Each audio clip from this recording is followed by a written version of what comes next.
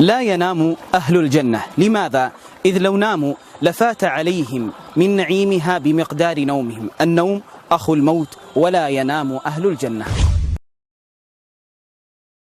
يا محمد، أتزعم أن أهل الجنة يأكلون؟ قال نعم. قال فإن الذي يأكل تكون له الحاجة، فأين تكون؟ قال يكون رشحا كرشح المسك.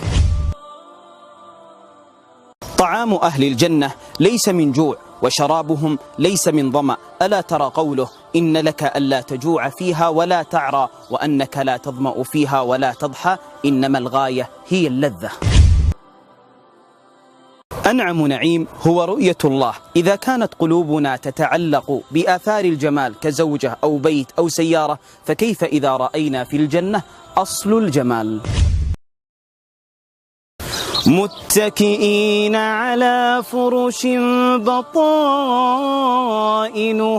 من استبرق. إذا كانت البطائن من استبرق فما بالك بظاهرها؟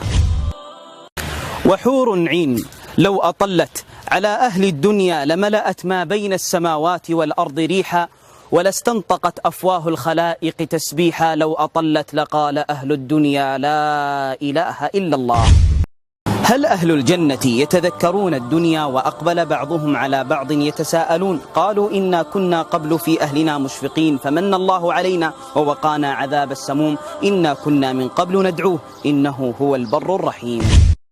ليس في الجنة ليل باتفاق العلماء، فكل اليوم نهار، مع أنه لا شمس فيها، لا يرون فيها شمسا ولا زمهريرا.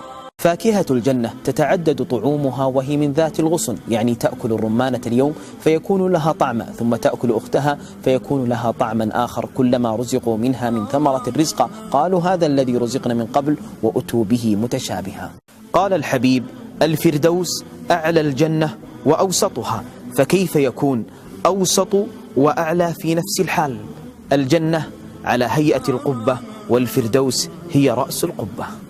من المستحيلات كأس شفاف من فضة، أما في الجنة فجمع الله المتضادين، وأكواب كانت قوارير أي شفافة، قوارير من فضة قدروها تقديرا، وهذا من كمال الجمال.